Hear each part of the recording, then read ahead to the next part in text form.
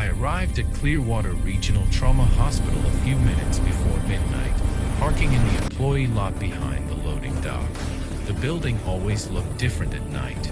During the day it was just another Florida hospital, bright, busy, full of life. But after midnight, the glass reflected too much darkness, and the automatic doors moved a little too slowly, like the place didn't want you inside.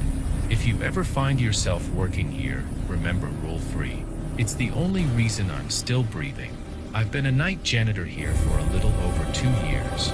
Not because I enjoy the work, and definitely not because it pays well.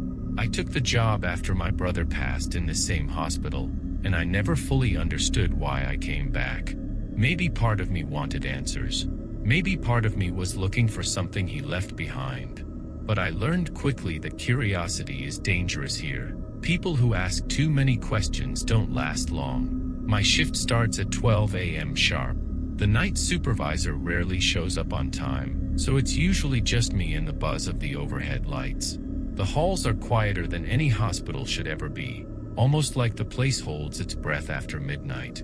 The security guards joke that the hospital comes alive, but they stop smiling when they think you aren't looking. Nobody here jokes after 2 a.m. When I was hired, they gave me a standard orientation packet, but the real rules, the ones that mattered, were handwritten on a folded piece of hospital paper. Someone had slipped it into my locker. No signature, no explanation. Just 12 rules that looked like they'd been rewritten over and over through the years. Rule 1. Never mop the east wing alone. Rule 2. If you hear footsteps behind you after 1:30 a.m., do not turn around.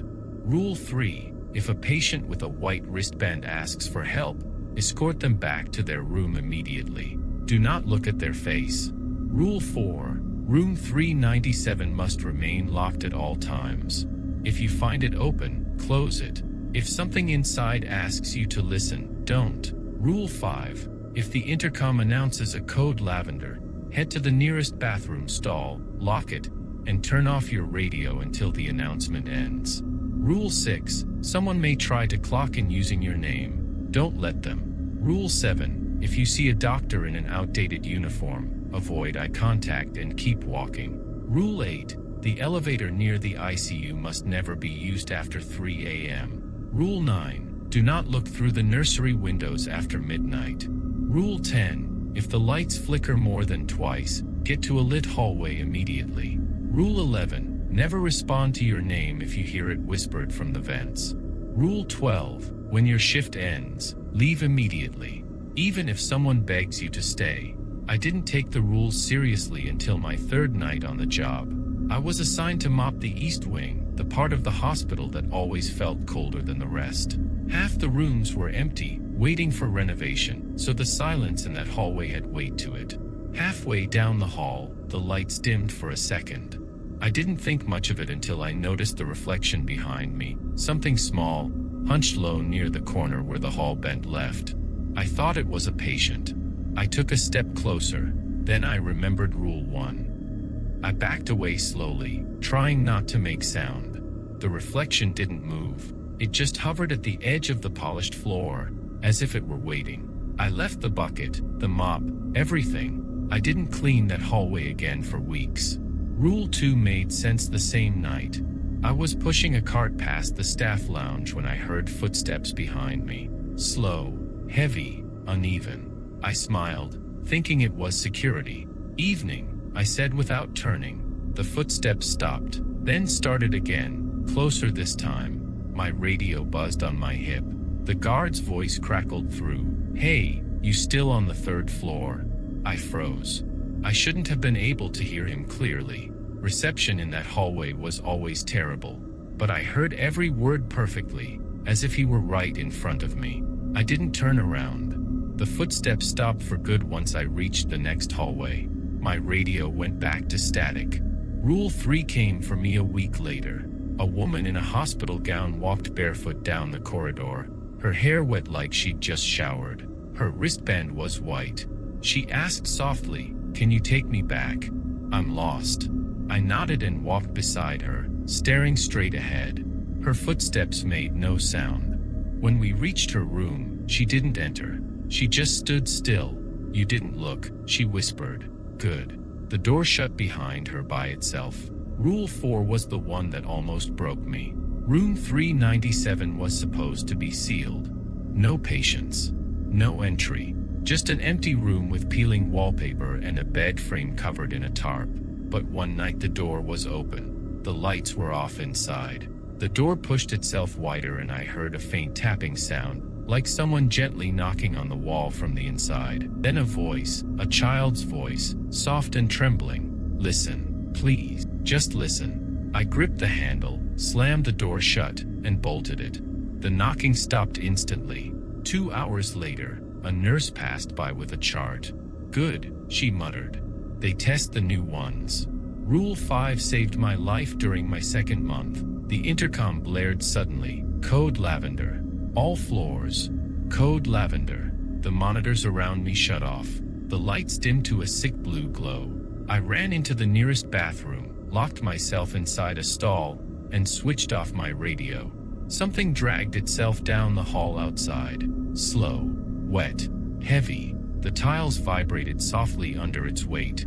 I grabbed my knees and held my breath until the intercom cleared and the fluorescent light sputtered back to white. Rule 7 confused me until I met Dr. Marrow, or at least someone wearing his coat. He'd been dead for years, according to staff whispers, but sometimes people saw him walking near the ICU. I did too. His coat was the wrong style, like something from the 1980s, and he walked like someone learning how to use their legs. He stared straight ahead, never blinking. I kept moving. Rule 8 was broken by accident. I stepped into the ICU elevator just as the clock hit 3:02 a.m. The doors closed on their own, and the elevator dropped too quickly. The lights flickered, and for a moment I saw something reflected in the metal panel behind me. Long fingers, too many joints, curled over my shoulder. When the doors opened, I stumbled into a basement hallway that didn't exist on any map. The walls were unfinished concrete, and the air smelled like rust and seawater. At the end of the hall was a single door. The number on it was my own employee ID. Before I could blink, the elevator behind me closed and went back up without me. Approached the door. Something moved behind it, breathing slow and heavy. I waited until another elevator came down on its own. I didn't press a button. It opened anyway. Rule 9. I broke once. Only once. I passed the nursery at 12:15 a.m. and heard soft crying. The blinds were down, but I lifted them out of instinct. The cribs were full.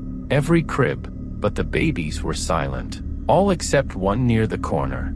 It was crying, but when I leaned closer, I realized its mouth wasn't moving. The crying was coming from somewhere behind me, echoing through the room. Something shifted in the reflection of the glass. Something tall, pale, standing directly behind me. I let the blinds fall and walked away without looking back. Rule 11 came for me last week. As I was polishing the floors near the surgical wing, I heard my name whispered from the vents. My full name, perfect pronunciation. No hesitation. I didn't look. I kept walking. Later that night, a coworker told me the vents in that section haven't been connected to any active system for years. Tonight is different. The radio keeps crackling with voices I don't recognize. My reflection in the window near the lobby came a split second late when I walked past. The east wing lights have been off for hours, even though I flipped them on twice. Something is wrong. Something is moving through the halls, and I think it's looking for me. Rule 12 says I need to leave the moment my shift ends. But my shift ended 12 minutes ago. Something is standing outside the janitor's closet. I can see its shadow under the door. I shouldn't be talking right now. I shouldn't even be breathing loudly. I'm breaking Rule 9 by telling you all of this. And I don't think I'll get another chance.